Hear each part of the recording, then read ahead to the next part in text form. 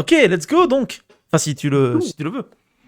Vas-y, mais il y a aucun problème, bien sûr, j'attendais tellement longtemps, je pense que ça va me faire du bien de pouvoir me Mais je pense, passer à autre chose, je s'il pense. vous plaît.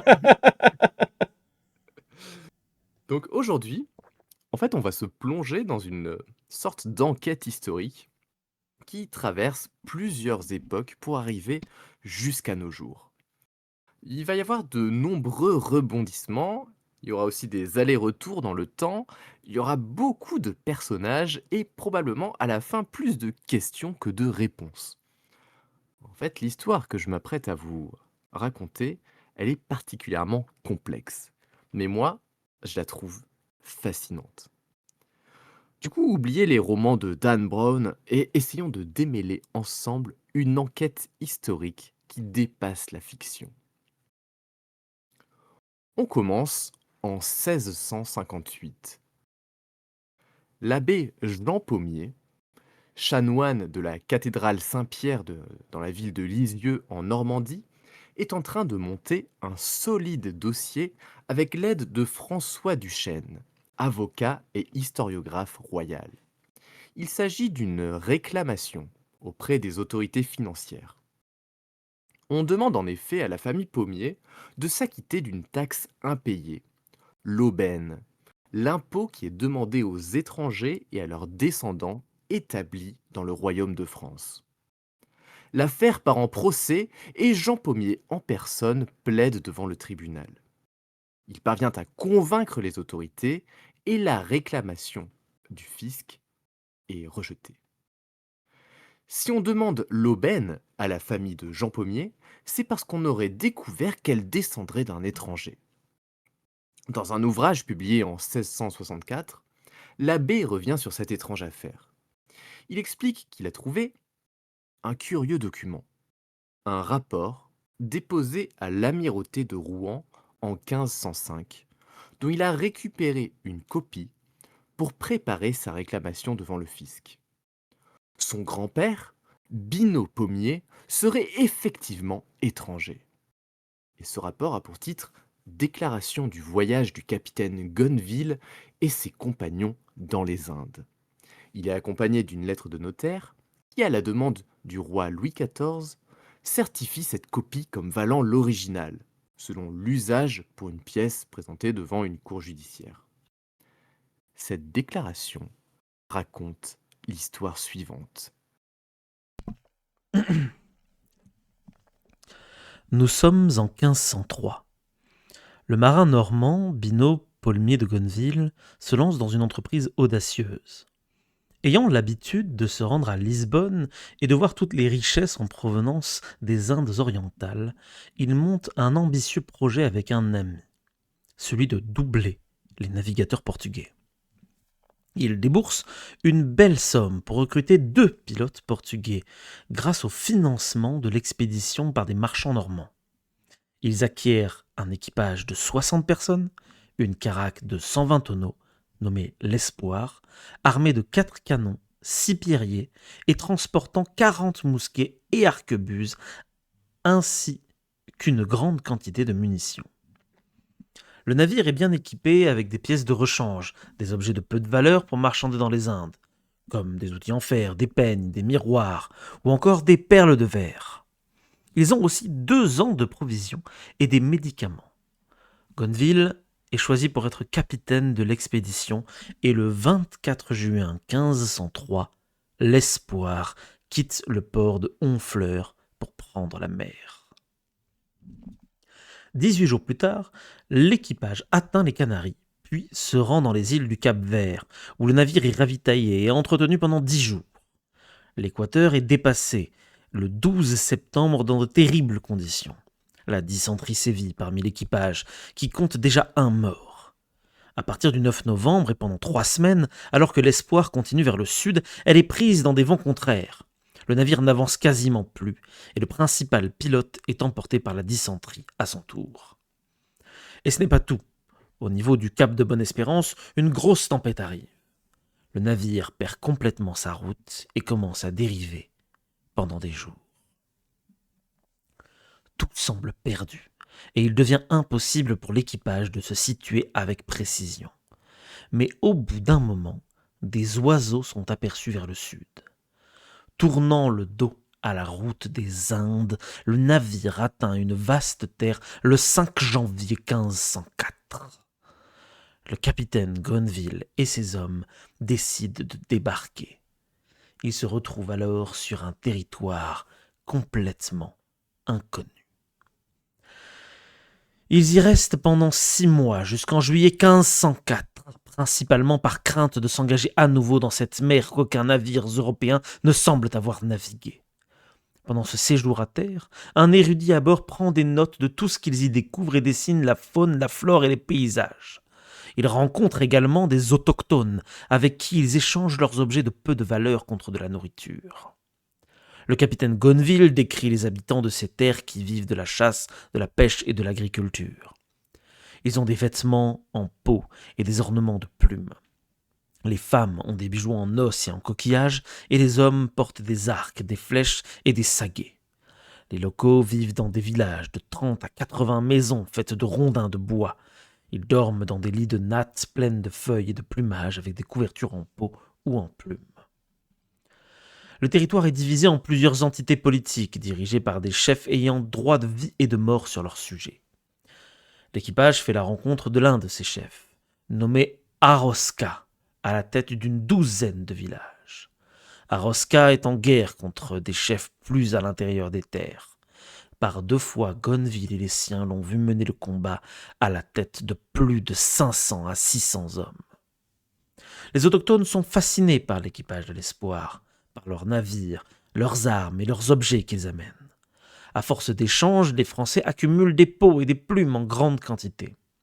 Le jour de Pâques 1504, une grande croix est érigée à l'aide d'Aroska et des siens. La messe est prononcée et une fête s'ensuit avec les autochtones. Enfin, le navire est préparé pour le retour en France. Aroska insiste pour qu'un de ses fils parte avec Gonneville. Le capitaine lui fait la promesse de le ramener sous 20 lunes et de revenir leur apprendre l'artillerie pour les aider contre leurs ennemis.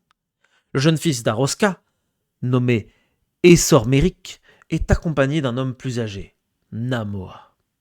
De nouveaux cadeaux sont donnés aux Français et promesse est faite de prendre soin de la croix en leur absence. Le 3 juillet 1504, l'Espoir reprend la mer, mais la maladie revient.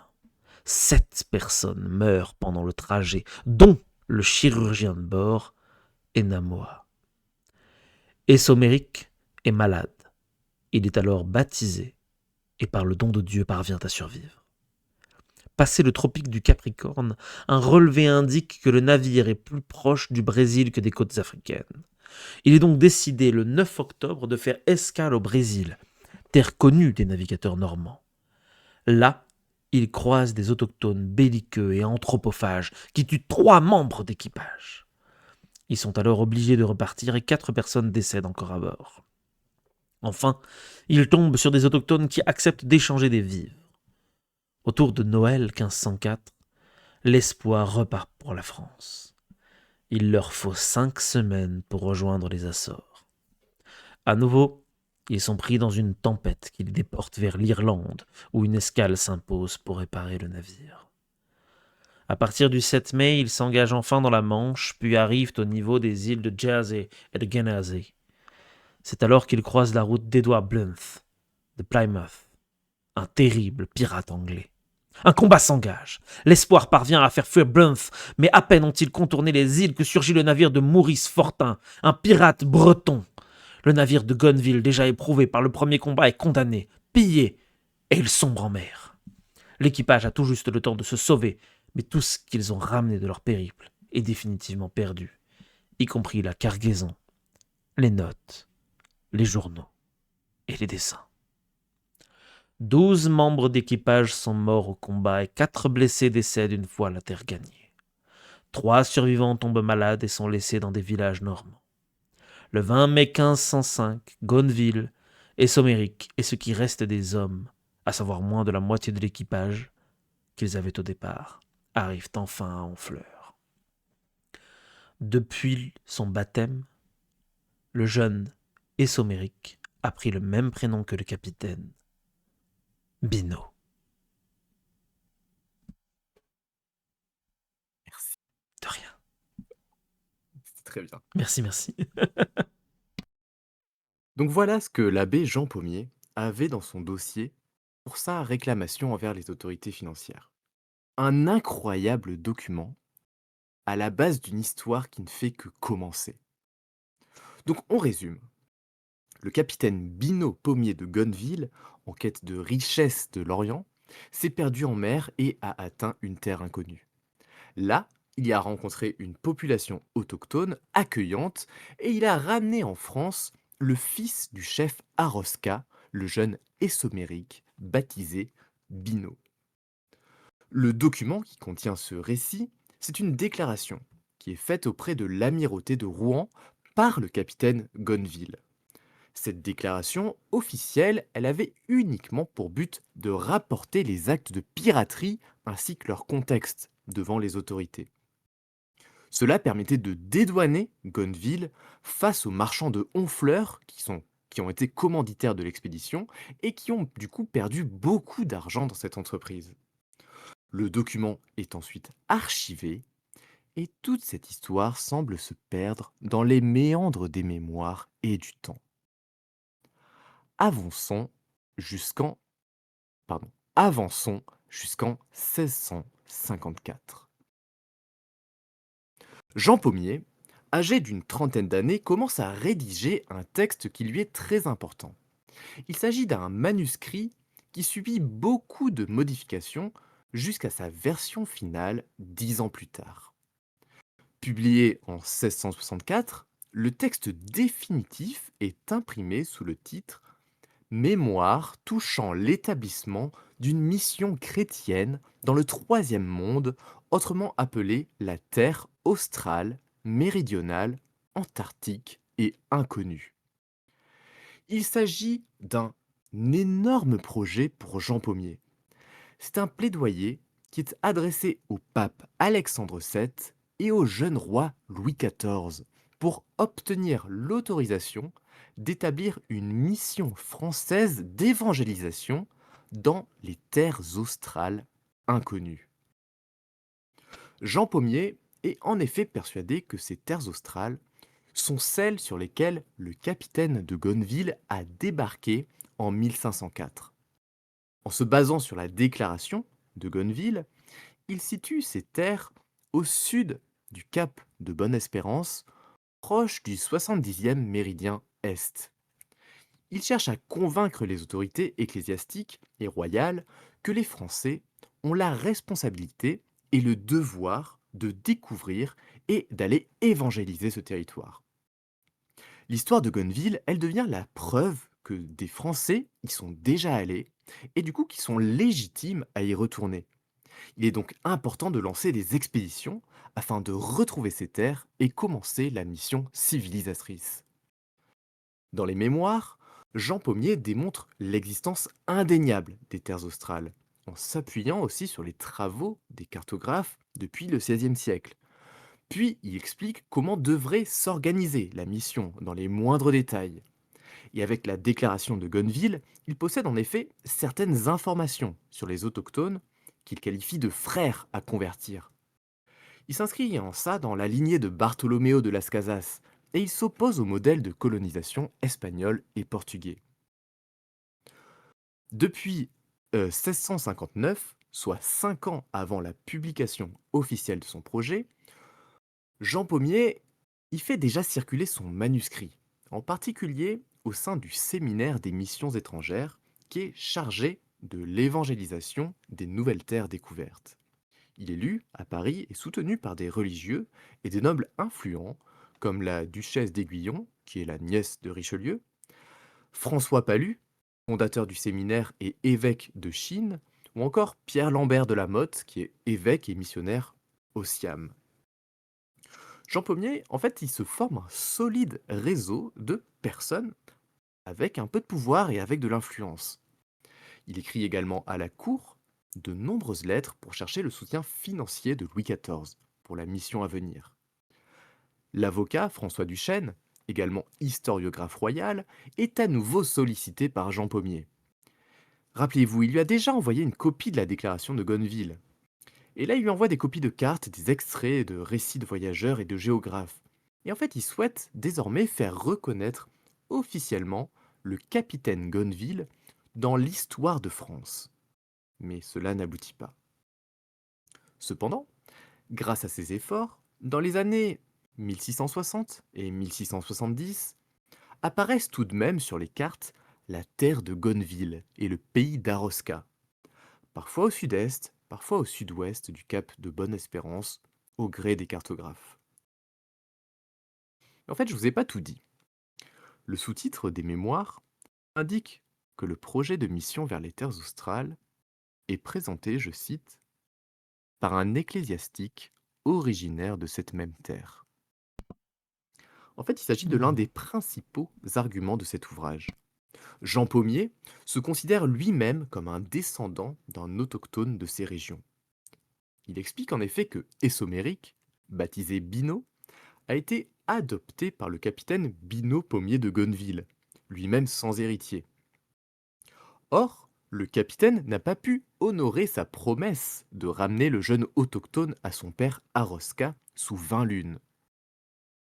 Essoméric a donc fait sa vie en France et s'est marié avec l'une des riches parentes de Gonneville, à Honfleur, et a eu une descendance nombreuse. L'arrière-grand-père de Jean, Binot Pommier, est donc Essoméric.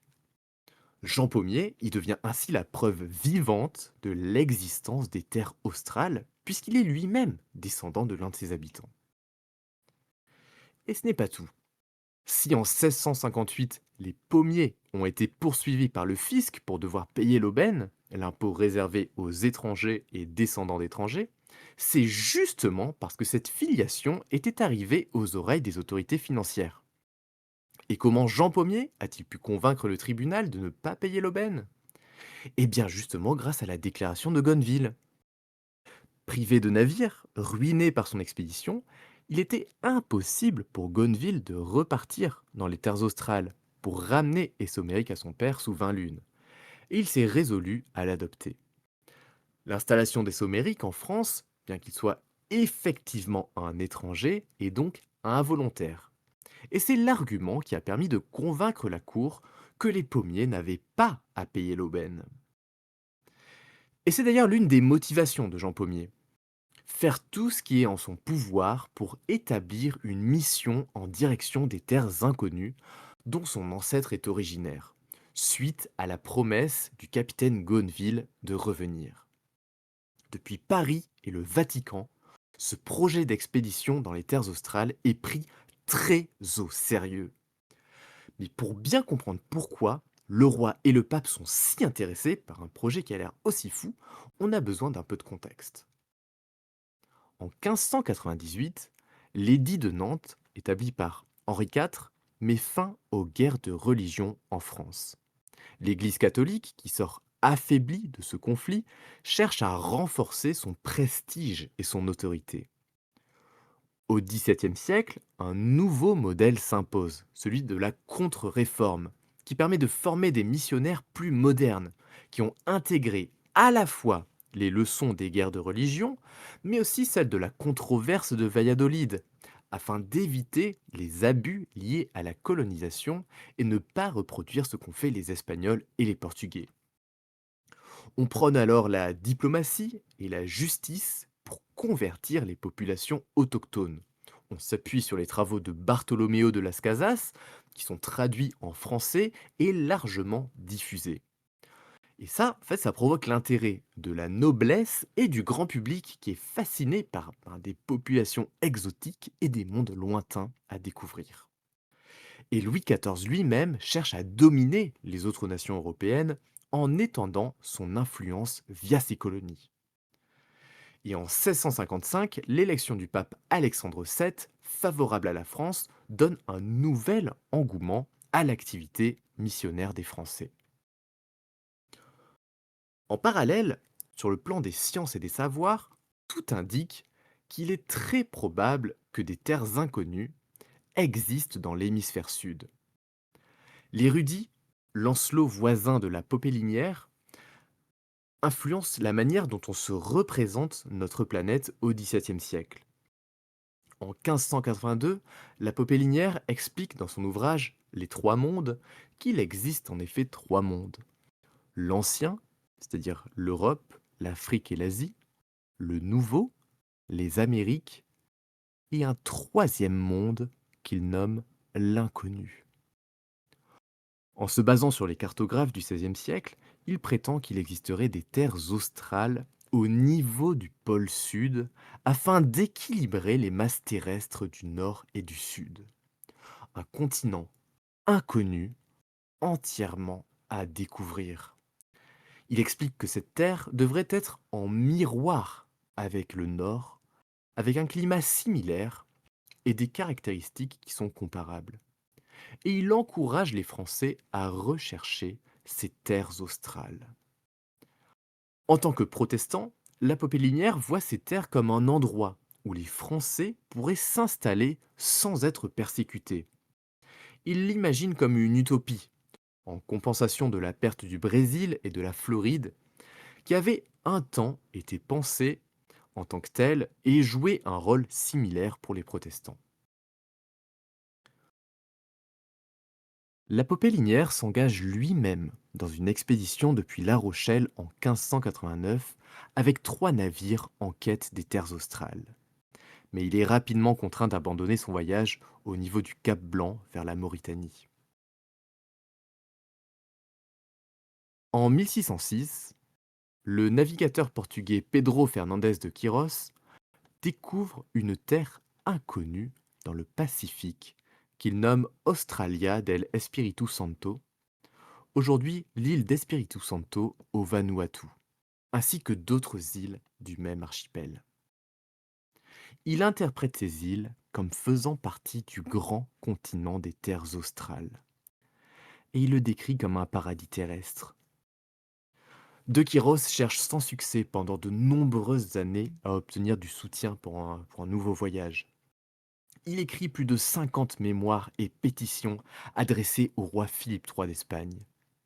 Et beaucoup de ces documents ont été traduits en français et diffusés tout au long du XVIIe siècle.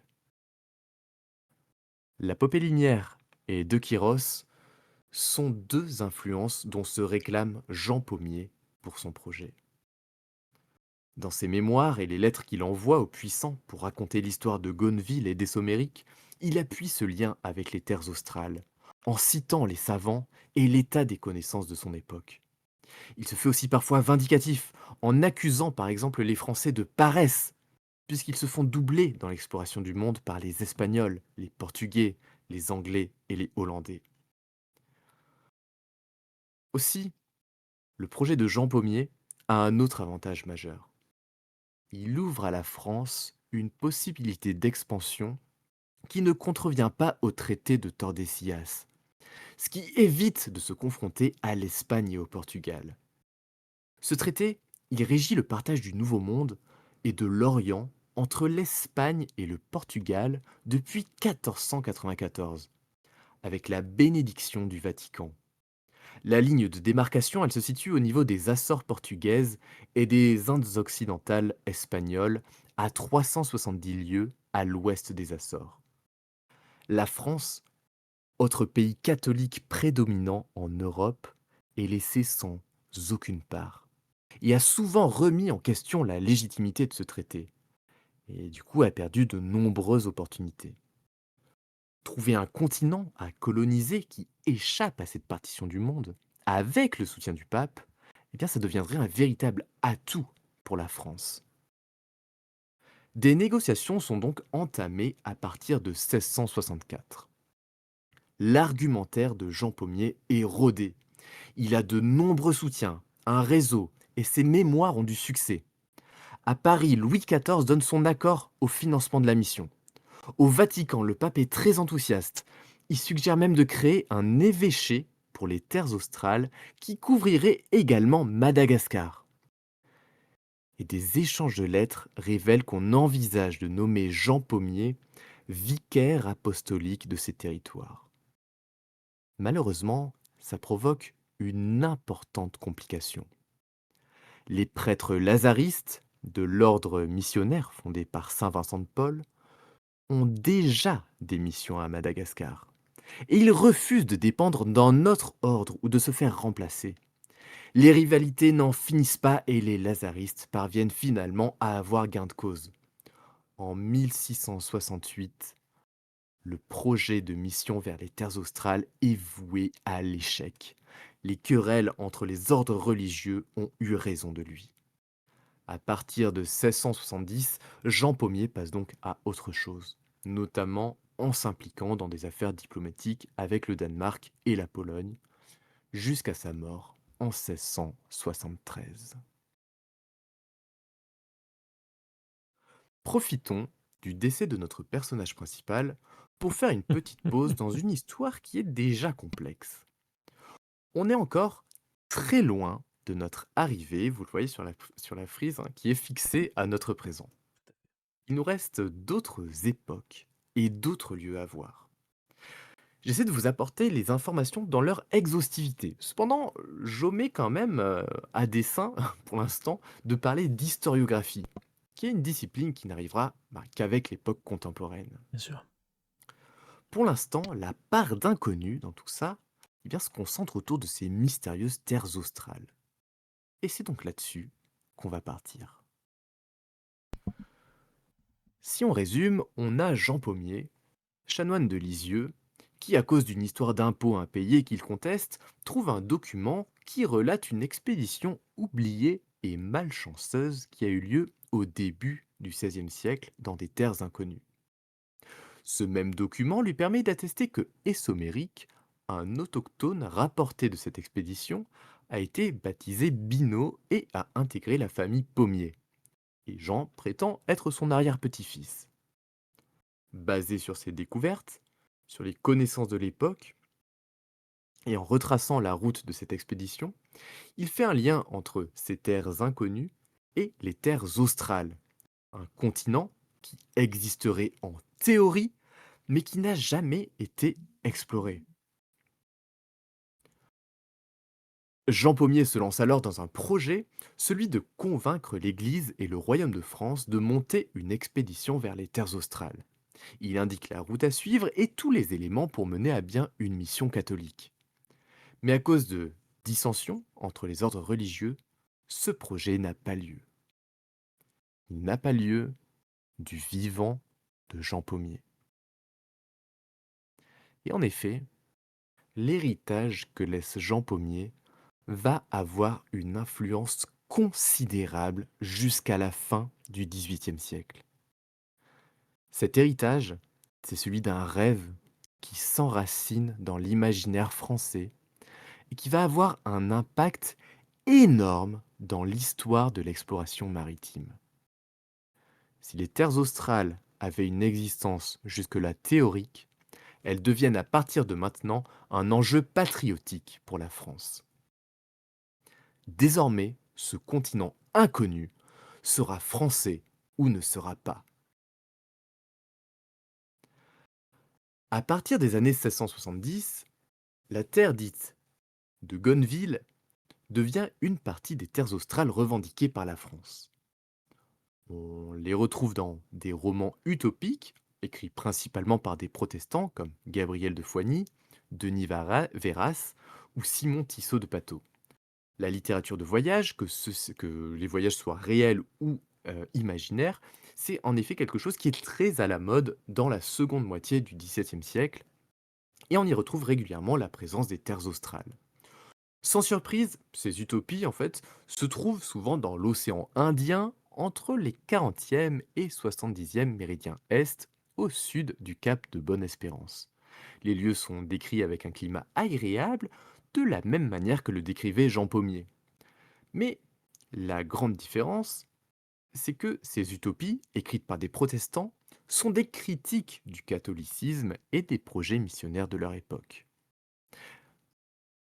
Néanmoins, à mesure que le monde est cartographié, avec toujours plus de précision, ces utopies servent à concevoir des possibilités et ouvrir des imaginaires qui vont alimenter à leur tour des projets d'expédition qui sont eux bien réels. À la fin du XVIIe siècle, le sieur de Sainte-Marie, inspiré par Jean Paumier, rédige lui aussi un mémoire.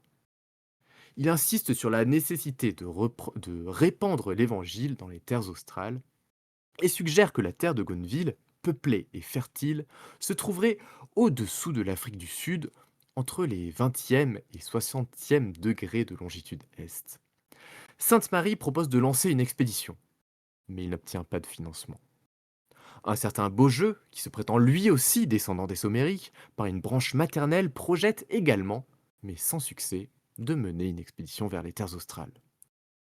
En 1699, le capitaine Voutron de Rochefort demande l'autorisation de rechercher des terres inconnues dans les océans du Sud au 31e degré de latitude. Il affirme qu'elle se trouverait sur la route allant du cap de Bonne-Espérance à Batavia, c'est-à-dire l'actuel Jakarta, et qu'il était probable que les Hollandais les aient déjà découvertes. La demande de Voutron, elle est accueillie favorablement par le représentant du roi. Mais Louis XIV n'a jamais donné suite. Le roi semble se désintéresser désormais de la recherche des terres australes.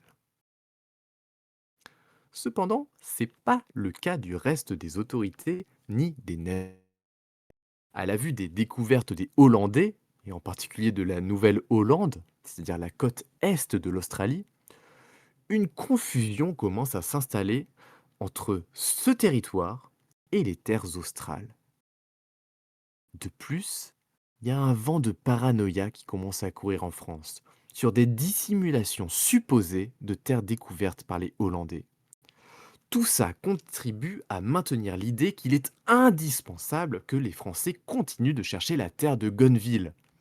Le XVIIIe siècle marque donc un tournant bien plus concret pour les explorations françaises. En 1722, pour la première fois, le capitaine de Gonneville est consacré dans un livre d'histoire en tant qu'explorateur français. Mais la prochaine étape de notre récit ne reprend vraiment qu'en 1734. Après avoir lu les mémoires de Jean Paulmier, Jean-Baptiste Charles Bouvet de Lauzier, de la Compagnie des Indes, propose de mener une expédition afin de trouver des terres australes. À cette époque, il ne reste de la déclaration de Gonneville que les passages cités par Jean Paulmier dans ses mémoires. Bouvet de Lauzier a tenté de rechercher la copie de la déclaration de Gonneville, désormais perdue, mais en vain. Il espère découvrir la terre de Gonneville et évangéliser les autochtones. Et après plusieurs relances auprès de la compagnie, celle-ci accepte finalement sa demande en 1738. Ses objectifs sont de fonder de nouveaux comptoirs commerciaux ainsi qu'une base maritime sur la route des Indes. Le 19 juillet, Bouvet de Lauzier quitte l'Orient avec 2 frégates, l'Aigle et la Marie.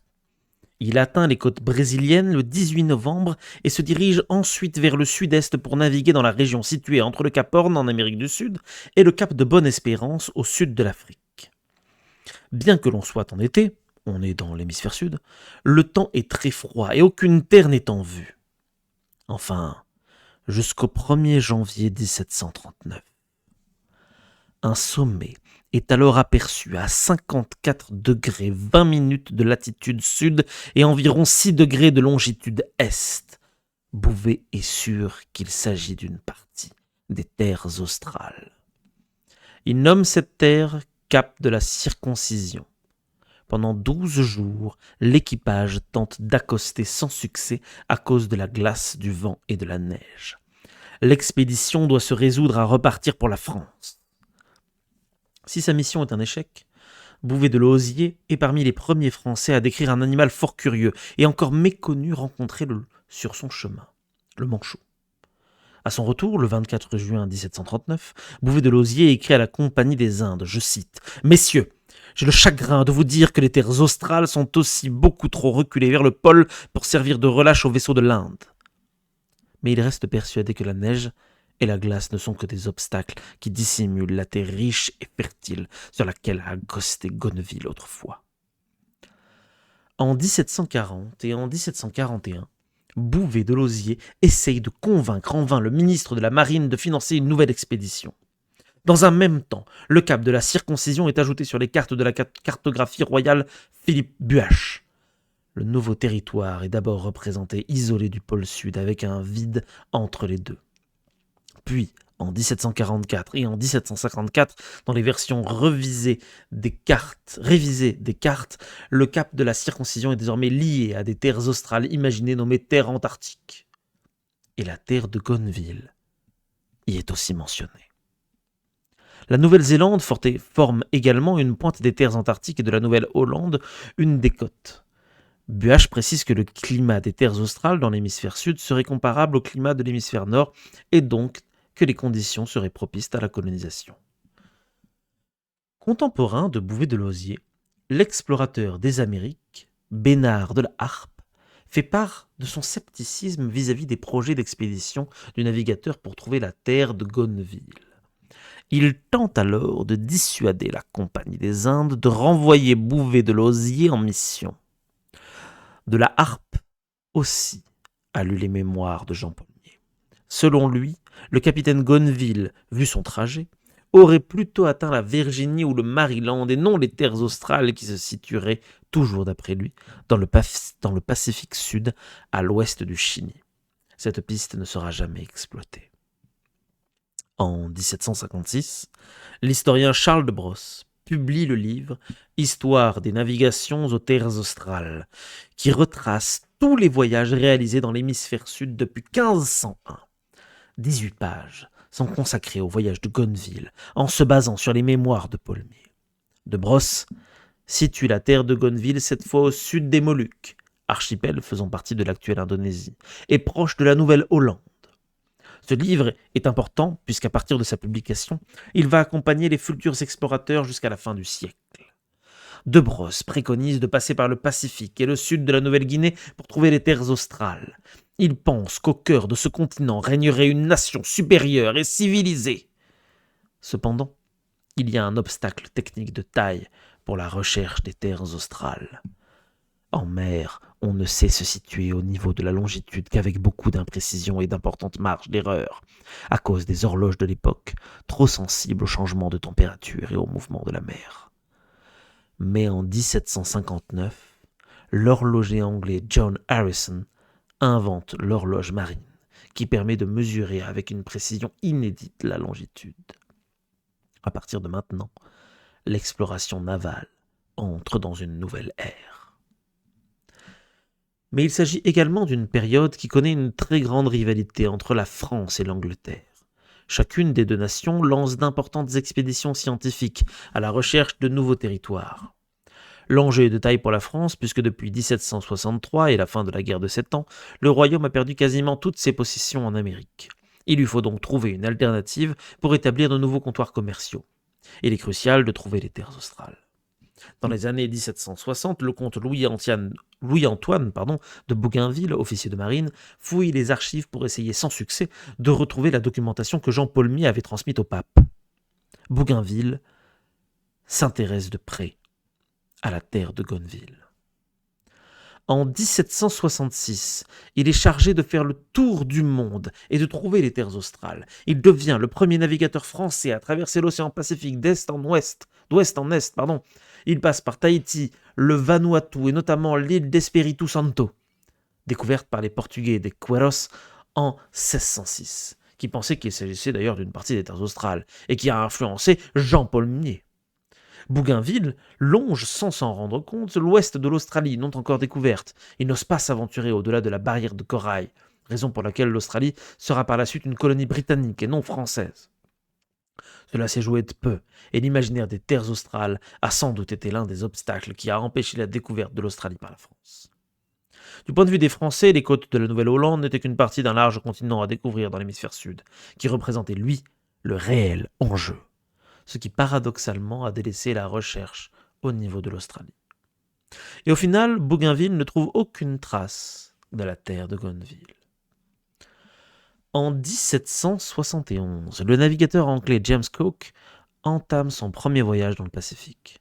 En parallèle, l'officier de marine français Jean-Marc Marion du Fresne, est chargé par le ministère de la Marine de rapatrier Aotearoa à Tahiti. un autochtone ramené en France par Bougainville. Marion a également pour mission de chercher les terres australes et la terre de Gonneville. L'expédition part de Bretagne le 18 octobre 1771, mais Aoutoroux meurt de la vérole 2 semaines plus tard. Lorsque Marion atteint le cap de Bonne-Espérance, il met cap vers le sud. En janvier 1772, l'équipage aperçoit deux petites îles. D'abord nommées les îles Australes, puisqu'on pense qu'elles se trouvent au large des terres australes, l'expédition part ensuite vers l'est et découvre les îles Crozet, du nom du second de Marion Dufresne, Julien Crozet. Ces îles sont aussi interprétées comme étant proches des terres australes. Après être passé par la terre de Van Diemen, l'actuelle Tasmanie, Marion arrive le 4 avril 1772 dans l'actuelle Nouvelle-Zélande. Il nomme l'île Nord France australe et y débarque. C'est là qu'il finit par être tué par les Maoris le 12 juin 1772. La même année du départ de Marion, en 1771, le 1er mai, l'officier Yves-Joseph de Kerguelen-Trémarec est également envoyé par le ministère de la Marine dans l'hémisphère sud pour y trouver la terre de Gonneville. Son objectif est d'établir des relations amicales et commerciales avec les populations autochtones, puis de poursuivre vers la Nouvelle-Hollande. Kerguelen, je me demande bien quelle île il va pouvoir trouver lui, découvre le 12 février 1772 une terre au sud-est de Madagascar, dans l'océan Indien, mais il ne peut y débarquer à cause de la glace et de la neige. Contre toute attente, il décide de rentrer immédiatement en France pour annoncer la découverte du continent des terres australes et affirmer qu'une colonie peut y être fondée. Selon lui, la barrière de glace empêche simplement l'accès vers une terre hospitalière riche en ressources. En 1773, la rivalité entre la France et l'Angleterre est telle que malgré le peu d'informations rapportées par Kerguelen, de nouveaux moyens lui sont alloués pour un second voyage dans le but d'installer une colonie. Le navigateur et officier Jean-François de la Pérouse rapporte que Kerguelen était à ce moment salué au pays comme le nouveau Christophe Colomb. Bien entendu, la découverte de Kerguelen se révèle être une île inhabitable, excepté par les fabuleux manchots. Île qui, bien évidemment, porte désormais le nom de Kerguelen. La réalité le rattrape, puisqu'au retour de sa deuxième expédition, il est contraint d'admettre son échec et d'avouer qu'il a menti auprès des autorités. Il finit par croire que la terre de Gonneville devrait être Madagascar. Finalement, il est traduit en cour martiale et emprisonné.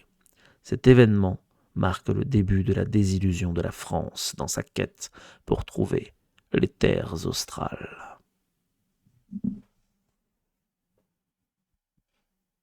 Du coup, il faut se rendre à l'évidence.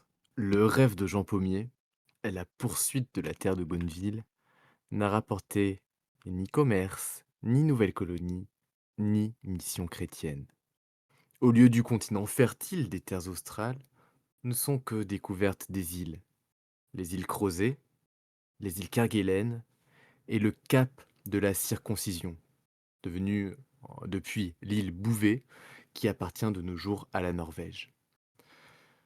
Côté anglais, l'idée de doubler les Français dans leur recherche de la terre australe prend fin lors du deuxième voyage de James Cook entre 1772 et 1775, lorsqu'il explore l'hémisphère sud jusqu'au 70e parallèle sud sans trouver aucune terre exploitable.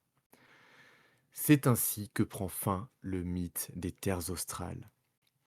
À partir de 1780 et la publication du roman satirique La découverte australe par un homme volant, les terres australes rejoignent le domaine de la fantaisie. Mais apparaît alors un personnage atypique et mystérieux dans notre histoire. Un certain baron de Gonneville, probablement un pseudonyme, qui entre 1783 et 1789 tente de remettre la recherche des terres australes au goût du jour. Ce baron prétend que, de par leur nature perfide, les Anglais dissimulent la découverte d'un vaste continent au sud. Il affirme aussi qu'il est un descendant du capitaine de Gonneville et présente tout un tas de documents issus de sa supposée famille, dont notamment un récit de voyage de Gonneville et une généalogie, pour soutenir le fait qu'il soit nécessaire de repartir à la recherche de ces terres australes. Il n'est pris qu'un temps au sérieux par les autorités françaises, puis rapidement ignoré. Les terres australes ne relèvent plus que du mythe et les Français privilégient la colonisation au niveau des îles du Pacifique qui, elles, sont bien réelles. Mais si nous savons que les terres australes n'ont jamais existé, à l'exception des terres australes actuelles, hein, c'est-à-dire l'Antarctique et les îles de l'hémisphère sud, où situait donc la terre de Gonneville? L'explorateur anglais Matthew Flinders est le premier à prouver en 1814 que la Nouvelle-Hollande, bientôt appelée l'Australie, est une île. Pour lui, la terre de Gonneville, c'est probablement Madagascar. Et c'est d'ailleurs dans les cercles de géographes français l'opinion qui prévaut désormais. Le mystère des terres australes semble enfin résolu. On pourrait terminer ici notre histoire. Mais comme vous pouvez le constater, nous arrivons seulement au 19e siècle. Il nous reste encore du chemin jusqu'à notre présent. On peut déjà définitivement s'écarter des terres australes, continent qui a été méthodiquement construit dans les imaginaires depuis le XVIe siècle.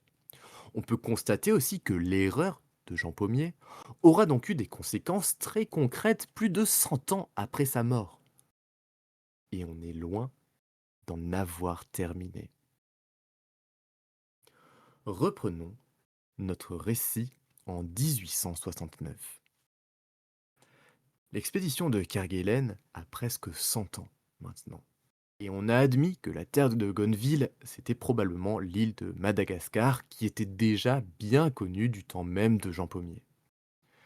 C'est alors qu'un géographe et archiviste français, Armand d'Avezac, fait une découverte qui va changer radicalement notre histoire. Il met en effet la main sur une copie complète d'un document dû depuis la fin du XVIIe siècle. Son titre: Déclaration du voyage du capitaine Gonneville et ses compagnons dans les Indes. Tout au long du XVIIIe siècle, cette déclaration n'était connue que par ses extraits présentés dans les mémoires de Jean Pommier.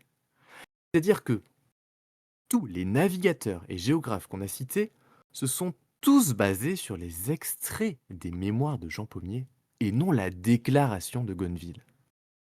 C'est donc une découverte qui est exceptionnelle. Le texte, c'est une copie manuscrite qui est certifiée par notaire, comme l'authentique copie du document déposé à l'amirauté de Rouen en 1505.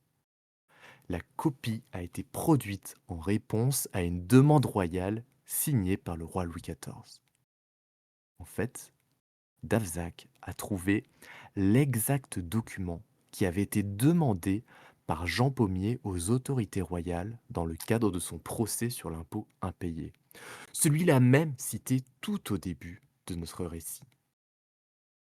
Armand Davoussac l'étudie en détail. Malheureusement, le document ne donne aucune indication précise sur la localisation de la terre de Gonneville, et le trajet est toujours très vague.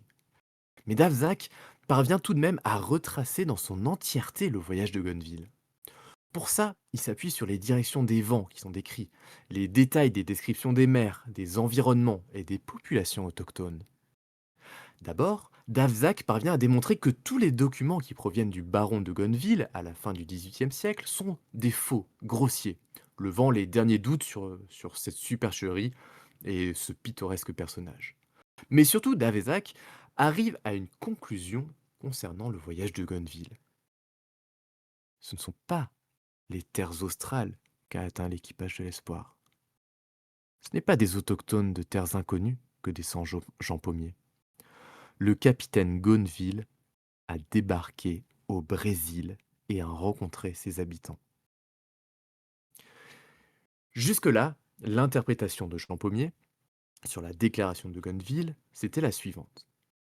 Arrivé au cap de Bonne-Espérance, à la suite d'une tempête, l'Espoir double le cap, part à l'est puis au sud.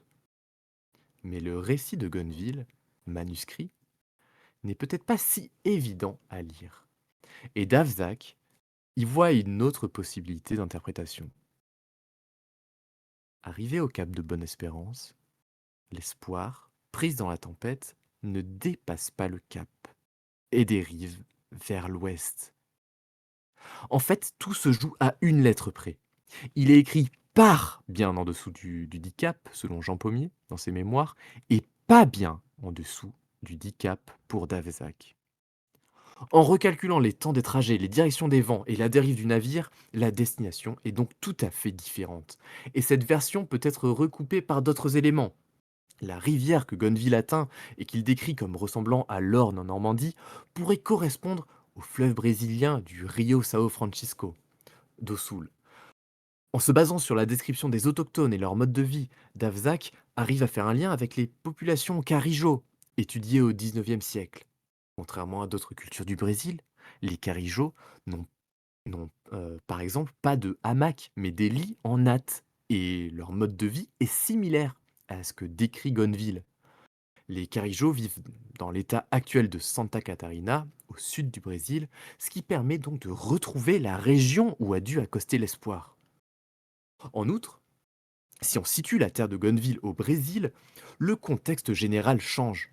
En 1503, lorsque l'espoir prend la mer, le Brésil n'a été découvert par Cabral que depuis 3 ans. Et il est revendiqué par le Portugal en vertu du traité de Tordesillas. Mais en fait, il n'y a pas de colonie avant 1532, bien qu'il y a des navires portugais qui s'y rendent régulièrement avant cette date. Dans cet intervalle, du coup, en fait, la France développe des liens avec le Brésil, essentiellement grâce à un commerce qui se met en place dès le début du XVIe siècle entre marins normands et populations autochtones brésiliennes. La suite, eh bien, c'est l'établissement en 1555 de la première colonie française dans le Nouveau Monde, la France antarctique, dans l'actuelle baie de Rio de Janeiro.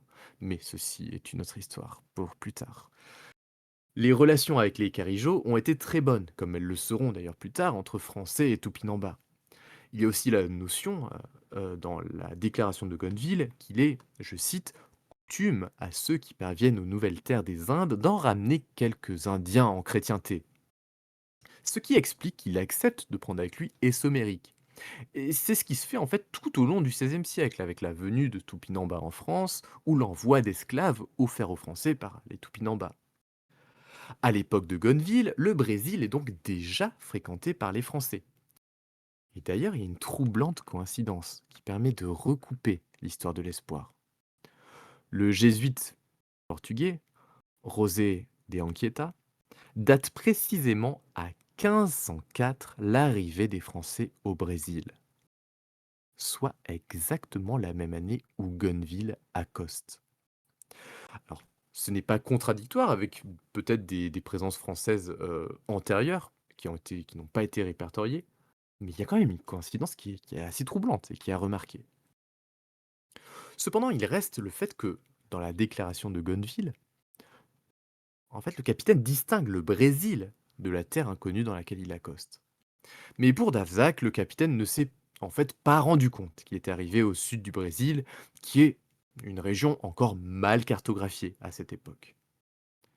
Davoussac situe l'escale suivante de l'équipage de l'Espoir dans la région de l'actuelle ville de Porto Seguro, là où ils sont assaillis par des autochtones belliqueux, probablement des Tupiniquines, en commerce avec les Portugais et hostiles aux Tupinambas et aux Français. L'étape d'après, là où Gonneville et ses hommes parviennent enfin à troquer avec des autochtones, elle est située plus au nord, vers l'état de Bahia, où les populations seraient peut-être là Tupinambas. En fait, tout semble se recouper et faire sens.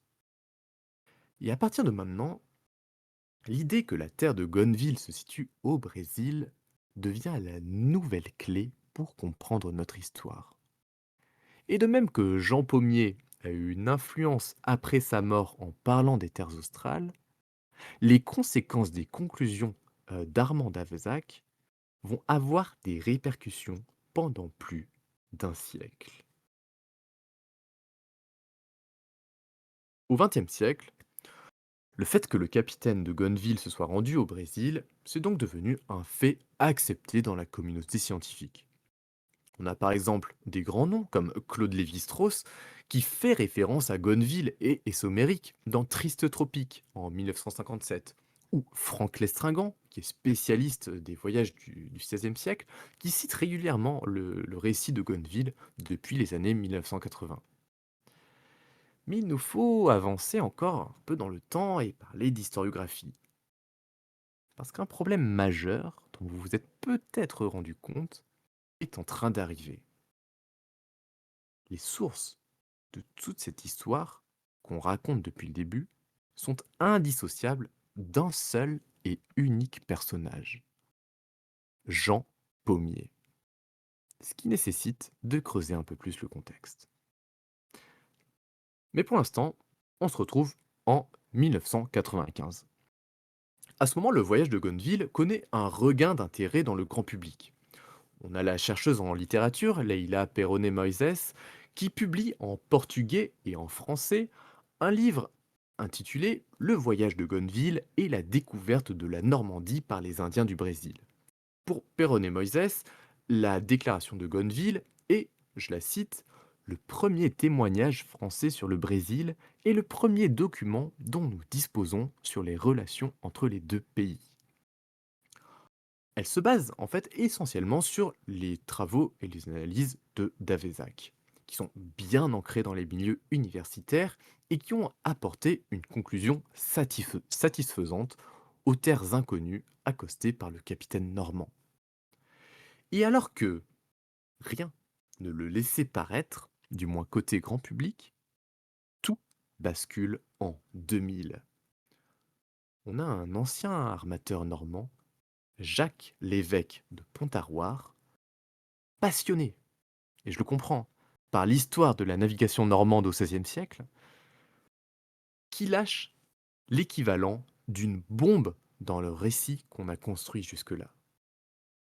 Il sort un livre dont le titre est Pommier de Gonneville, son voyage imaginaire.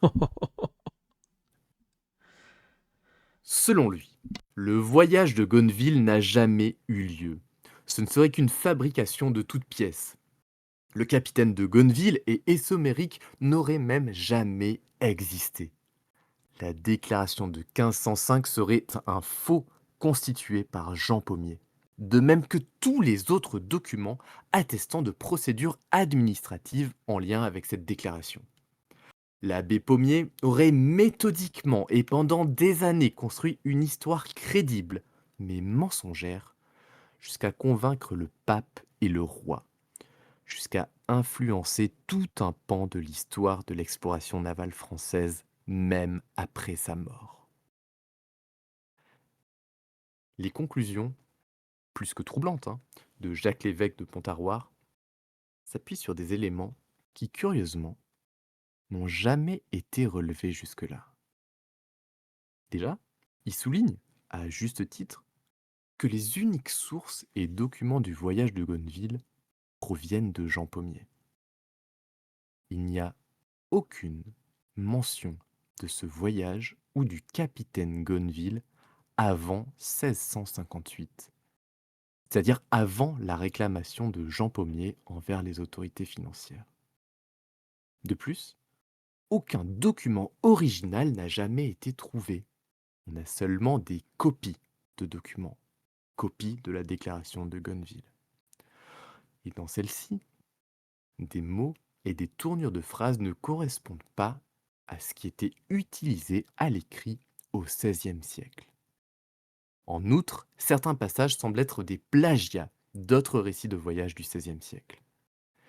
Il remarque également que l'amirauté de Rouen n'a été créée qu'en 1508, alors que la déclaration du capitaine de Gonneville est censée y avoir été déposée en 1505. L'évêque de Pontaroire reprend aussi la route maritime proposée par Davezac et se rend compte que la terre de Gonneville ne peut pas être le Brésil, mais serait plus en cohérence en fait, avec l'interprétation de Jean Pommier d'une terre inconnue.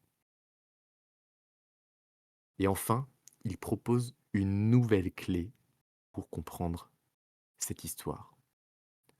Il s'appuie sur le fait que Jean Pommier avait fait des démarches pour être nommé vicaire apostolique dans les terres australes. Et du coup, ce serait à cette fin, pour acquérir une position prestigieuse dans l'Église, qu'il aurait réalisé sa forgerie. Une invention de toutes pièces, incluant le voyage de Gonneville, sa filiation avec un autochtone et tous les documents nécessaires pour rendre le tout crédible. une sorte d'énorme manipulation. En réalité, l'évêque de Pontarroir s'est intéressé au sujet un peu par hasard, en découvrant justement des incohérences dans le voyage de Gonneville. Et il envisage l'hypothèse du faux et de la tromperie dès 1993. À ce moment, il publie un article dans le journal de la Société de l'histoire de la Normandie. Alors, il n'est pas universitaire, il n'est pas chercheur, c'est simplement en fait quelqu'un qui est amateur en histoire. Et à l'époque, son article crée la polémique. Et ses affirmations sont rapidement contestées par les historiens normands. Les preuves qu'il avance ne convainquent pas les universitaires, malgré la mise en avant de documents jusqu'alors inédits, mais qui sont jugés insuffisants. Et loin d'être découragé, l'évêque de Pontarroir n'abandonne pas, puisque en fait la polémique elle enfle à partir de 2000, donc 7 ans plus tard, au moment où il sort son livre qui lui permet de développer plus amplement ses conclusions. Un simple amateur d'histoire qui remet en cause l'histoire officielle, ça sonnerait presque complotiste. Et de fait, il suscite un peu l'indignation du public et du monde universitaire. Et ses conclusions sont unanimement rejetées. Leila Perronet-Moïse écrit, je la cite, l'empressement avec lequel il transforme ses opinions en preuves a de quoi étonner un lecteur attentif. En effet, chacune de ces preuves permet une contestation. Et du coup, elle répond dans un article à Jacques Lévesque de Pontarroir en démontrant une à une ses affirmations. Elle rappelle que la polémique, en fait, autour des preuves, et que, enfin, tourne autour des preuves d'ailleurs, et que la preuve fondamentale, dans le domaine de l'histoire, c'est le document. Et là, le document de base le plus problématique, selon l'évêque de Pontarroir, c'est la déclaration de Gonneville. Or, on connaît deux copies du XVIIe siècle, dont une certifiée par notaire à la demande de Louis XIV dans le cadre du procès de Jean Pommier. Les autres sources, en fait, toutes les autres sources sont secondaires, comme par exemple les mémoires de Jean Pommier, dans lequel il fait que reprendre des extraits de la déclaration de Gonneville. Et c'est là d'ailleurs où il affirme être un descendant des Sommériques. Et on a aussi des témoignages qui sont publiés par des personnalités proches de l'abbé et plusieurs échanges de lettres. Vous avez compris que Jean Pommier a énormément écrit dans sa vie. Mm. Si tout ce qui concerne le voyage de Gonneville provient de Jean Pommier, et qu'il n'y a aucune mention avant son procès avec le fisc, en fait, c'est qu'il y a une raison. Tout ce qui concerne les voyages qui sont faits par les Français dans des terres encore inconnues était maintenu secret. Et c'est la raison pour laquelle Jean Pommier a eu besoin de l'intervention du roi pour obtenir une copie de la déclaration de Gonneville. Les copies existantes de cette déclaration ont de plus été bien authentifiées par notaire pour valoir l'original. Ceci implique que l'abbé Pommier aurait dû, si on reprend l'hypothèse de Jacques Lévesque de Pontarroir, fausser ces authentifications, ce qui est hautement improbable. Il aurait simplement pu, par exemple, présenter la déclaration de Gonneville comme un document conservé dans sa famille depuis le XVIe siècle. Ce qui aurait été bien plus facile que de s'embarrasser à tromper ou falsifier tout le processus bureaucratique.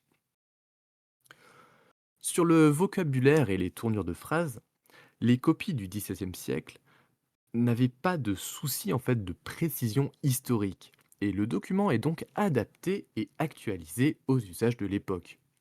Et de même, il est normal que le texte puisse être altéré lors d'une copie. On le voit d'ailleurs avec les deux copies connues de la déclaration de Gonneville, qui présentent en fait plusieurs différences et qui prouveraient en fait qu'il y a un troisième document qui a ou aurait existé sur laquelle elles se sont basées. Et sur le dépôt à l'amirauté de Rouen, avant que cette institution soit créée, en fait, il est probable que Rouen ait récupéré et centralisé des documents d'une administration antérieure, ce qui est une pratique assez courante à l'époque. Sur le potentiel plagiat, la ressemblance de certains passages de la déclaration de Gonneville avec d'autres récits de voyages du XVIe siècle peut être en fait au contraire considéré comme une preuve d'authenticité, puisque les conditions de voyage, les descriptions d'une traversée de l'Atlantique et des paysages semblables au Brésil, en fait, sont similaires à celles des autres textes. Ou alors, en fait, il faudrait considérer que tous les explorateurs se sont plagiés les uns sur les autres, ce qui n'aurait plus aucun sens. Et sur la question de la route prise par l'Espoir et le Brésil, Les historiens de la Société de l'histoire de Normandie répondent que l'hypothèse de l'évêque de Pontarroir, elle est absurde et due, je cite, à une ignorance totale du rôle des vents et des courants marins. Et aussi que, je cite encore, le texte de Pommier de Gonneville, lui, n'est pas aberrant. Et Dafzac, fin connaisseur des instructions nautiques portugaises, en a donné une lecture cohérente, conforme aux alizés et aux courants. Et enfin, si l'abbé Pommier voulait être nommé vicaire apostolique des missions dans les terres australes, en fait, il n'avait pas besoin d'inventer un voyage de retour par le Brésil, comme c'est mentionné dans la déclaration, ce qui complexifie encore plus le trajet, sans raison, et qui l'éloigne des terres australes. Mais surtout, si Pommier était faussaire, il lui faudrait un aplomb considérable et une masse de travail titanesque pour rédiger la déclaration de voyage, ses mémoires et tous les documents annexes, y compris une fausse lettre signée du roi, ou alors il aurait dû duper le roi et des notaires pour obtenir une lettre demandant la copie de la déclaration de Gonneville. Il aurait dû produire des faux documents en quantité impressionnante, tromper des amis, tromper des proches, tromper des personnages importants de son époque qui le soutenaient à la fois à Paris et à Rome. Et tromper le pape, ce serait un péché gravissime pour un abbé. Mais ce qui semble le moins plaider en faveur de l'hypothèse du faux, c'est que personne, aucun contemporain de Jean Pommier n'a contesté son récit. Si l'abbé avait menti à propos de son ancêtre autochtone, il n'y a eu aucune contestation de la part d'habitants, ni à Honfleur, ni à Rouen, ni à Lisieux, qui ont forcément côtoyé la famille Pommier sur plusieurs générations. Et si même les autorités financières ont mis le nez dans la généalogie de Pommier, c'est que ce fait devait forcément être quelque chose de connu. La question du Brésil, elle est également confirmée, puisque dans tous les cas, même si Dafzac retranscrit la déclaration de Gonneville en indiquant que l'espoir a changé de direction, pas bien en dessous du cap de Bonne-Espérance au lieu de part bien en dessous du cap, en fait, la phrase tout de suite après indique que le navire tourne le dos à l'Inde orientale, comme l'a dit Marc au début. Et part en langage maritime veut Mhm. dire simplement à la hauteur de. Donc en fait, la seule destination possible avec toutes ces indications, c'est le Brésil. Dafzac s'est servi de l'ethnologie pour déterminer que les caractéristiques des autochtones rencontrés correspondent exactement aux populations qu'on trouve au sud du Brésil, à savoir les Carijos de Santa Catarina et Rio Grande do Sul. Si on suit cette logique, lorsque Gonneville remonte vers le nord du Brésil, il rencontre des populations toupies, bien différentes, mais mieux connues, ce qui valide encore le trajet du navire. Christophe Manœuvrier, chercheur en histoire à l'université de Caen, parle de mouvement hypercritique pour qualifier la démarche qui vise à considérer le voyage de Gonneville comme une forgerie. Donc, pour rappel, la méthode hypercritique, qui tend à critiquer les sources de manière excessive, c'est l'une des méthodes des négationnistes en histoire. Et du coup, c'est pas une expression écrite à la légère sous la plume d'un chercheur en histoire. Christophe Manœuvrier, il critique aussi les médias, qui selon lui ont une part de responsabilité en se faisant l'écho de l'hypothèse de la forgerie. Pour lui, la terre de Gonneville est sans conteste le Brésil. Pour ça, il s'appuie sur les travaux de Dafzac, mais aussi de Pierre Margry, un archiviste du 19e siècle qui précède Dafzac et qui était arrivé aux mêmes conclusions. Franck Lestringant, un des spécialistes les plus influents de la Renaissance, refuse catégoriquement le débat sur la question du voyage de Gonneville. Pour lui, l'hypothèse de la forgerie est, je le cite, une réécriture révisionniste de l'histoire. Voilà donc. Voilà donc en définitive la réaction coordonnée du Mhm. monde académique à la remise en cause du voyage de Gonneville et à l'accusation selon laquelle Jean Pommier serait un éventuel faussaire. Mais la polémique ne s'arrête pas là. Mhm. En réalité, on n'a ici que les prémices, parce que tout ça, c'est en train de se transformer en une controverse historique. Ah ouais. Les questionnements de l'évêque de Pontarroir ont attiré l'attention sur des incohérences dans cette histoire. Ce qui avait toujours été considéré comme des faits historiques deviennent devient désormais questionnable. En fait, c'est comme si un grain de sable s'était logé dans une machine qui jusque-là tournait bien. Et ce n'est pas tout. Alors qu'une nouvelle génération de chercheurs et d'amateurs en histoire s'infiltre dans cette brèche, il se trouve que le voyage de Gonneville y était déjà mis en question. Mais pas en France, en Australie. Sans aucun lien avec Jacques Lévesque de Pontarroir, Margaret Sankey, chercheuse en littérature à l'université de Sydney, est également arrivée à la conclusion du faux dès 1991. Loin des publications grand public de Perron et Moïse et de l'évêque de Pontarroir, les travaux de Sankey, confinés au monde académique anglo-saxon, en fait, ils se diffusent en France qu'à partir de 2007, lors d'un séminaire organisé sur le sujet. Et en tant que spécialiste des premiers voyages français vers l'Australie, elle affirme que le récit de Gonneville est sans aucun doute possible une forgerie du XVIIe siècle, qualifiée même de fiction et d'utopie. Il s'agirait d'une fabrication complète, impliquant des documents falsifiés et des faits inventés. Gonneville et Somérique n'ont très probablement jamais existé. Peu à peu, Sankey est appuyé par plusieurs historiens et amateurs qui décortiquent méthodiquement tout ce récit, sa chronologie, son contexte. Et beaucoup d'éléments déconcertants ressortent de tout ce travail historiographique.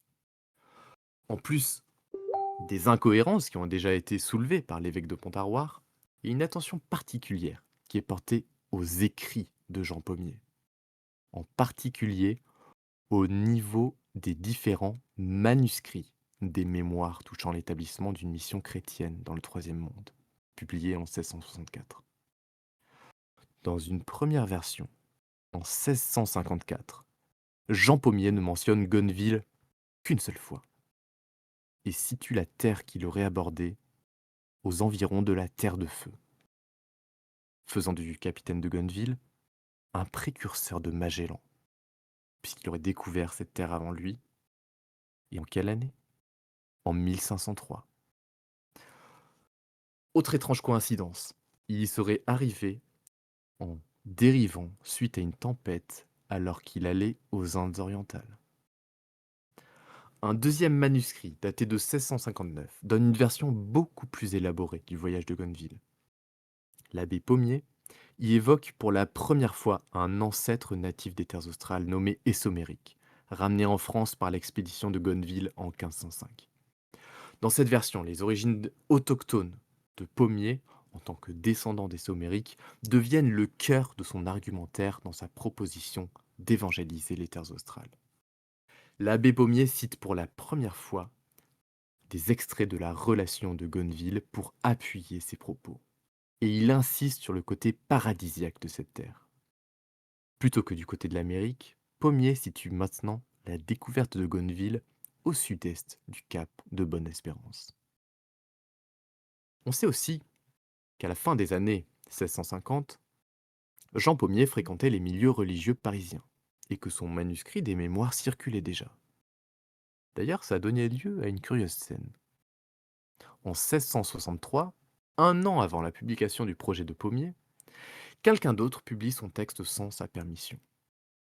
Et dans cette version, Madagascar joue un rôle important dans le plan de Pommier. Il souhaite en faire une base avancée et un lieu de ravitaillement pour les navires et missions françaises. Et il précise que l'île, elle est éloignée des terres australes que d'une navigation de quelques semaines. Curieuse... Merde, pardon, je fais n'importe quoi. Curieuse coïncidence. Le moment où la terre de Gonneville est placée non loin de Madagascar correspond à l'envoi de missions sur l'île par le séminaire de la mission. Mais ce n'est pas tout. C'est aussi le moment où le séminaire s'intéresse officiellement de près au projet de Pommier.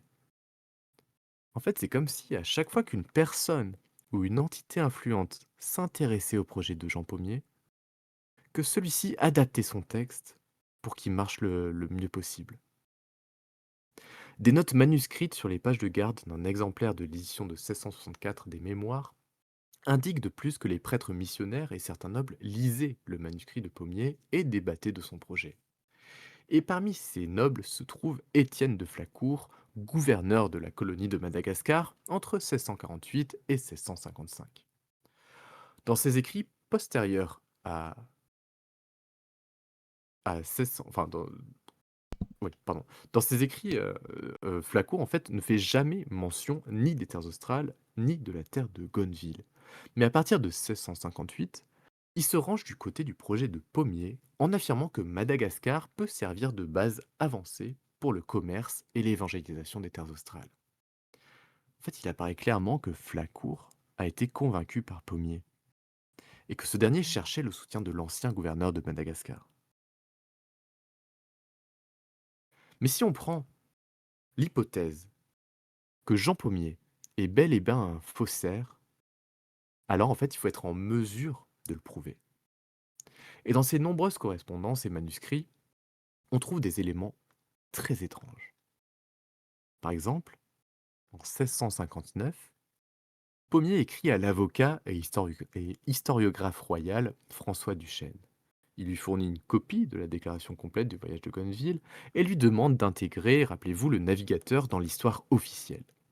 Il assure que les Français sont les premiers découvreurs des terres australes. Or, Duchesne, il est déjà censé connaître la plupart de ces informations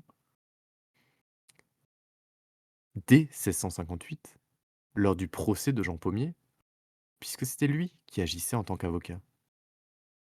Du coup, il n'aurait pas eu besoin d'une seconde copie de la déclaration de Gonneville un an après, même si la demande était différente. Mais plus encore, en fait, pour appuyer ses propos, Jean Pommier mêle des témoignages de personnes historiques réelles et d'autres totalement inventés. Certains passages sont clairement des plagiats d'autres auteurs, ce qui confère un caractère authentique à une sorte de méta-récit qui se met méticuleusement en place. On sait également que c'est Jean Pommier qui a préfacé la déclaration de Gonneville, à la fois dans ses mémoires, mais aussi dans les autres copies qu'il envoie. Donc si on résume, les documents sont fournis et préfacés par Pommier, et la déclaration est la source principale. Tous ces documents sont fournis par Jean Pommier. De plus, tous les documents tiers qui pourraient corroborer la déclaration sont toujours déclarés comme perdus ou disparus. Rappelez-vous, par exemple, les journaux de bord de l'Espoir, les notes et les gravures sur la terre de Gonneville. Margaret Sankey ramène également l'émergence de ce récit dans un contexte historique plus large et indique qu'il est envisageable que certains éléments aient une réalité historique, tandis que d'autres soient des inventions. Le principal problème, c'est le manque criant d'éléments permettant de recouper la véracité du voyage de l'espoir et l'absence de nouveaux documents disponibles ou alors de tests ADN sur des prétendus descendants des Somériques qui montreraient ou non des traces d'ADN en lien avec le Brésil. En résumé, pour Margaret Sankey, les éléments les plus troublants dans cette affaire sont les suivants. On a 150 ans qui se sont écoulés entre l'arrivée supposée de Gonneville aux terres australes, en 1504, et la première mention de ce voyage par Pommier en 1654. Il est peu probable qu'un tel événement soit resté sans aucune autre trace écrite pendant si longtemps, même s'il avait été gardé secret. Aucune trace d'Essomérique n'a été trouvée dans les archives généalogiques. On retrouve bien un Binot Pommier, qui pourrait probablement être l'ancêtre de Jean Pommier. Mais celui-ci était chaussetier en 1523. On est assez loin de l'idée d'une famille aisée.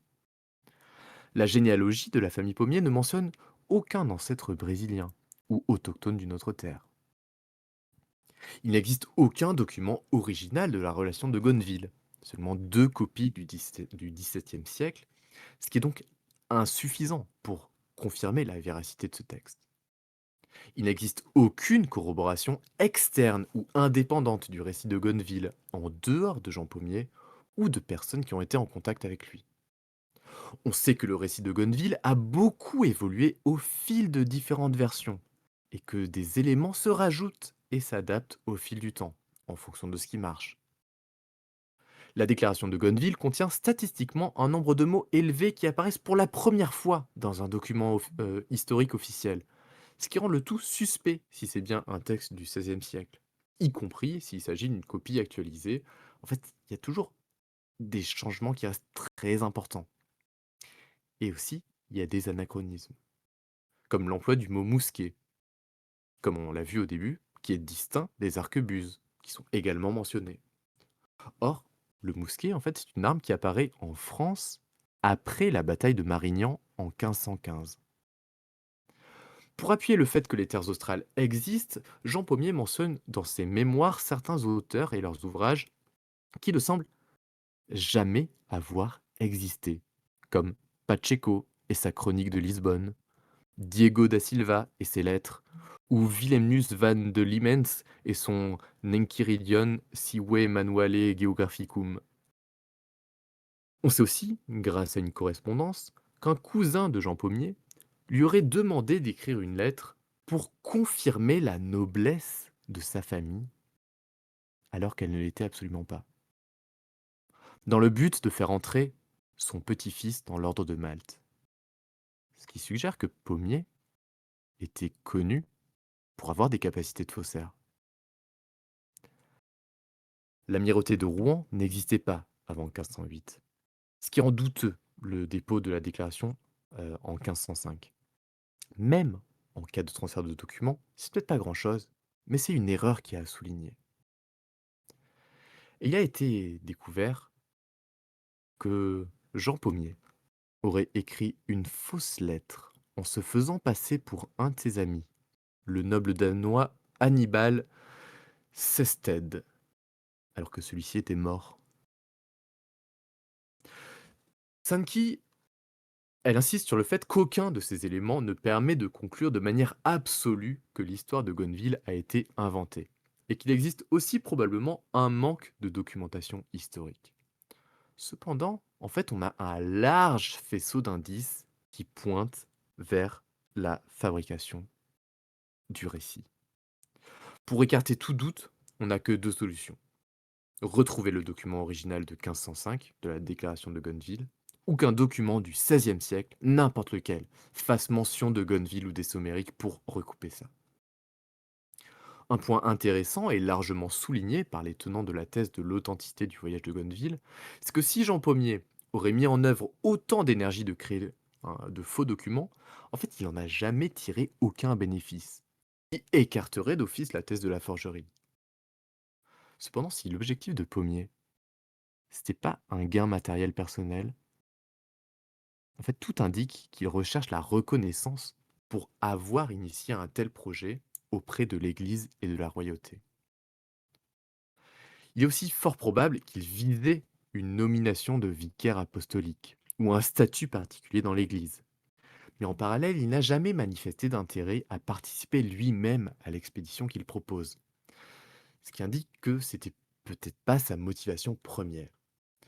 Il reste donc difficile de définir un mobile précis, mis à part la recherche de reconnaissance. Du coup, si on prend l'hypothèse de Jean Pommier Faussaire, en fait, on se retrouve face à une question abyssale. Qu'est-ce qui est réel et qu'est-ce qui ne l'est pas dans ce qu'il raconte? Est-ce qu'on peut aussi remettre en question l'épisode sur les poursuites judiciaires, par exemple? Pour Jean Leblond, historien amateur qui s'est penché sur la généalogie de Jean Pommier, il n'est pas exclu que l'abbé Pommier et sa famille aient été poursuivis au titre de la taxation des étrangers. Mais ces poursuites ont très bien pu être réelles ou bien virtuelles. Réelles si la famille Pommier a bien été reconnue comme taxable, ce qui aurait alors obligé Jean Pommier à déposer par l'intermédiaire de l'avocat François Duchesne un recours auprès des autorités financières, et virtuelles si l'abbé Pommier a cru ou a fait croire que sa famille était poursuivie, ou alors que lui-même se revendiquait descendant d'un étranger. Dans ce cas, il aurait contacté François Duchesne pour lui vendre l'histoire du voyage de Gonneville et d'Essoméric, son supposé arrière-grand-père.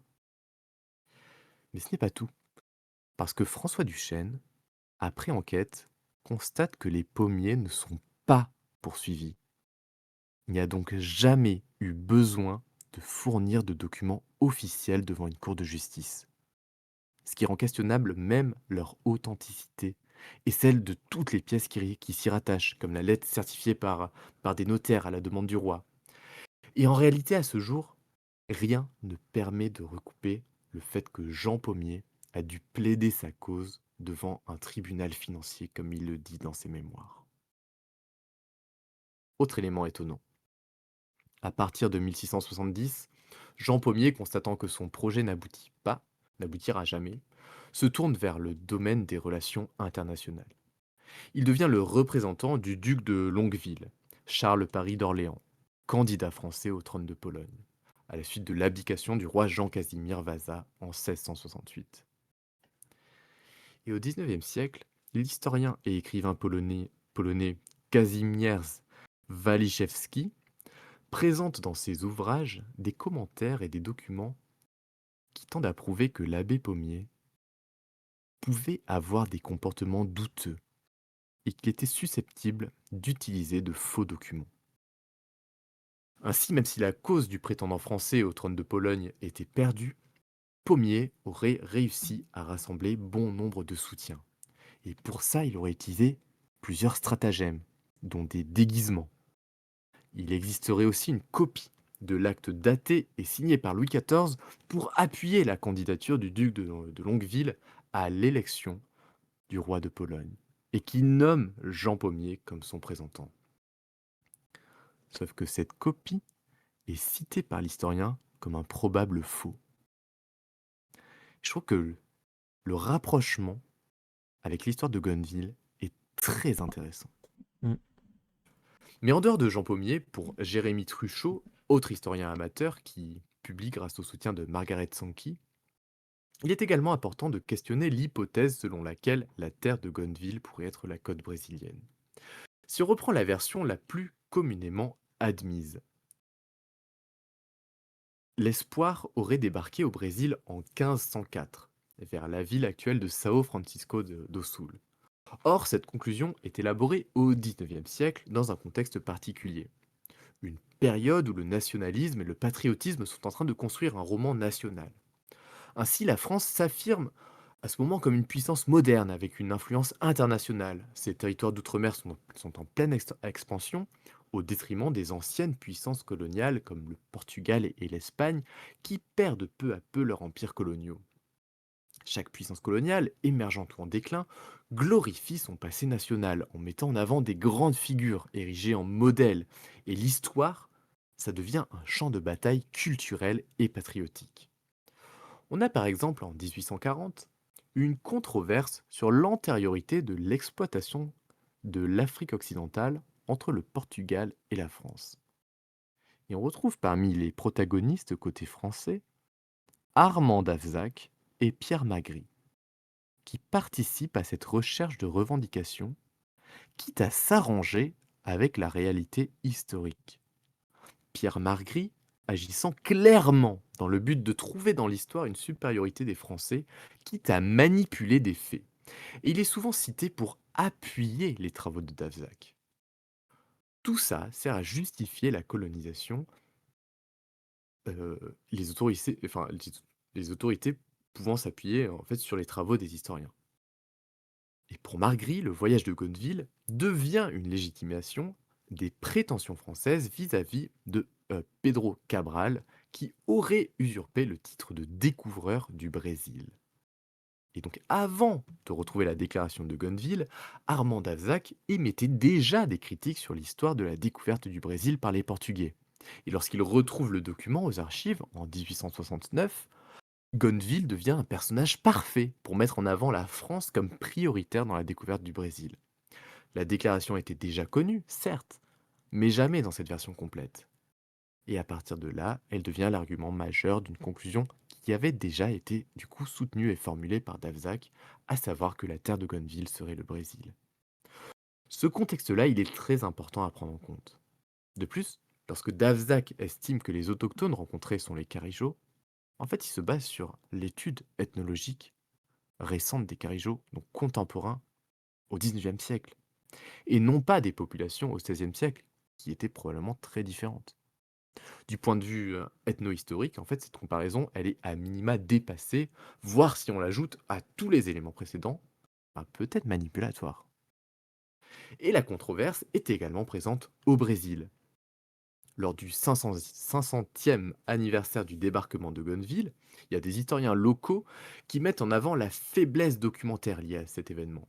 C'est le cas de Carlos da Costa Pereira Filho, qui souhaite que des recherches sérieuses soient mises en avant et qui déclare, je cite, jusqu'à ce qu'on le prouve, le séjour des Français au début du XVIe siècle à São Francisco do Sul ne passera que pour une légende fabriquée pour tromper les touristes les moins avisés. Il y a aussi un réalisateur brésilien qui, alors qu'il préparait un film sur le capitaine de Gonneville et Essomérique, abandonne le projet, convaincu que cette histoire est une forgerie. Et malgré tout, le 5 janvier 2004, un monument est tout de même érigé en l'honneur du capitaine normand à São Francisco do Sul. Énième conséquence de ce récit dans la réalité. En 2005, la France célèbre l'année du Brésil, inaugurée par un discours de Michel Barnier, afin de renforcer les bonnes relations entre les deux pays et de promouvoir le développement économique et les échanges commerciaux. L'année 2005, c'est une référence directe aux 500 ans du retour de Gonneville. En 2018, on a une Française qui se prétend être une descendante de Essomérique, encore une, et de Jean Pommier, qui tient un blog dans lequel elle documente son voyage au Brésil sur les traces de ses supposés ancêtres. On arrive à notre fin.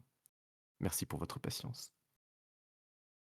Une position que l'on retrouve dans cette controverse, c'est de ne pas tirer de conclusion sur la réalité ou l'imposture du voyage de Gonneville, mais de considérer que ce récit a bien été cru et donc qu'il appartient à l'histoire. Pour Leila Perronet Moises, au final, je cite, l'aventure de Gonneville n'est pas invraisemblable. Il s'agit d'une histoire parfaitement possible, puisque des centaines d'Indiens ont été amenés en Europe au XVIe siècle, surtout en Normandie. Ce qui la rend particulière, c'est qu'il s'agit d'une belle histoire, du point de vue éthique.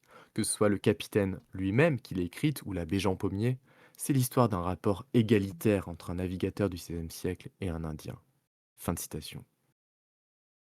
Si l'authenticité n'est plus un élément central, c'est qu'il s'agit en fait d'une position qui est de plus en plus difficile à soutenir.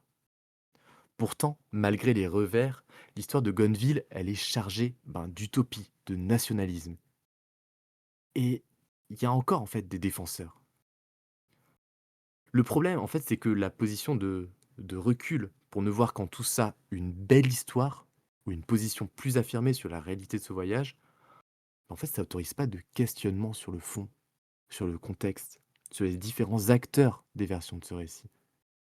Et à l'inverse, pour celles et ceux qui soutiennent la version de la forgerie, en fait, le débat actuel, il a été décalé. Il concerne désormais le degré de fabrication ou de modification de la part de Jean Pommier.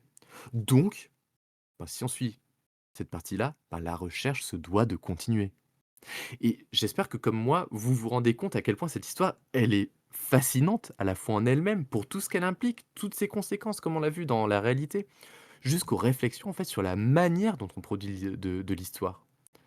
L'abbé Pommier, s'il n'a jamais eu la reconnaissance qu'il souhaitait de son vivant, en fait, il est parvenu à créer, pour ses propres intérêts, un probable faux événement historique qui a influencé des personnes et des prises de décision pendant près de 350 ans, et dont les conséquences se répercutent encore au XXIe siècle. Donc pour finir, cette fois c'est la vraie fin. En fait, cette chronique, elle met aussi en lumière les travaux de nombreux historiens amateurs, et prouve bien en fait qu'ils ont toute leur place aux côtés du monde académique lorsque les chercheurs et les chercheuses acceptent de faire un pas vers eux. Et en soi, je trouve que la démarche de Margaret Sankey, de faire connaître et reconnaître ces travaux-là, c'est une des démarches les plus inspirantes que j'ai vues. Voilà. Bah merci. Merci beaucoup. J'espère que ça a aidé le PowerPoint. Le PowerPoint est super, franchement, bravo. Bravo surtout pour tout le travail que C'est tu nous as extrêmement fourni complexe. de vulgarisation, c'est extrêmement impressionnant. J'applaudis, les gens verront le truc que l'upload a gâché un peu ton PowerPoint, mais je me rends compte seulement à chaque fois en le faisant. Mais franchement, ouais, c'est dingue. Puis c'est une histoire qui est avec des rebondissements. On pourra en faire une série télé d'enquête. Tellement c'est bien foutu, quoi. Et puis ouais, franchement, je suis sur ton travail. Ça fait 1 an que tu bosses dessus, là, c'est ça? Ça me fatigue rien que de le dire, tu vois. Non, ça fait pas un enfin, j'ai commencé à rassembler des documents, moi aussi de mon côté. Oui, Je voilà, crois ramasser des documents, Nico, ça s'appelle travailler. non, non, non, j'ai, mais du coup, Donc, ouais, enfin, c'était long, ouais. C'était long surtout à aborder parce qu'en fait, c'est tellement vaste, ça part tellement dans tous les sens qu'il faut trouver le moyen de commencer bah, et l'axe, en ouais. fait, Ouais. tu as vu, on est sur plus de 3 siècles, il y a des Oui, trucs tout le temps. oui, oui, non, mais Donc on c'est prend dingue. Et je trouve que le PowerPoint il n'importe quel reste truc. clair quand même, malgré tout. Donc, c'est quand même, c'est quand même pas rien. Parce que tout, en fait, tous les éléments qui sont là, tu peux remonter à Jean Paumier et enfin, Bino Paumier de Gonneville, Ouais. et interroger sur, la réalité du truc. En fait, c'est pour ça que tu peux prendre le problème par n'importe quel bout et enfin, moi, j'avais décidé de le prendre à au procès qui n'a peut-être jamais eu lieu, mais je trouvais que c'était un bon point de Oui, c'est un bon départ. point de départ. Mais narrativement parlant, c'est très très bien. Alors comment tu te sens après avoir sorti ça de toi, finalement, d'une certaine manière? Un peu soulagé ou un peu triste? Bah, non, je me sens un peu soulagé parce Ok. que c'est vrai que il y a des fois où vraiment j'essaie de me mettre à la place de Jean Paumier et parce que si tu te mets à la place de quelqu'un qui a essayé de faire un mensonge si solide, si jamais c'est une forgerie, si jamais c'est faux et de mettre tant d'énergie, en fait, pour faire quelque chose de faux, en fait, il y a un côté fascinant mais flippant aussi à la fois. Ouais, bien sûr. Bien sûr, parce que ça remet aussi en cause beaucoup qu'est-ce qui est vrai, quoi, en fait, après. C'est ça aussi Ouais, le, ouais, le, le- le truc, c'est que tu peux douter un peu de tout et n'importe quoi, tant que t'as pas 10 000 sources ou 10 000 traces archéologiques. c'est ça. Et c'est aussi ça la démarche Ah de ouais, l'historien et de l'archéologue, c'est de continuer ce travail de recherche scientifique pour essayer de déceler euh, à minima un bah, semblant de vérité, quoi.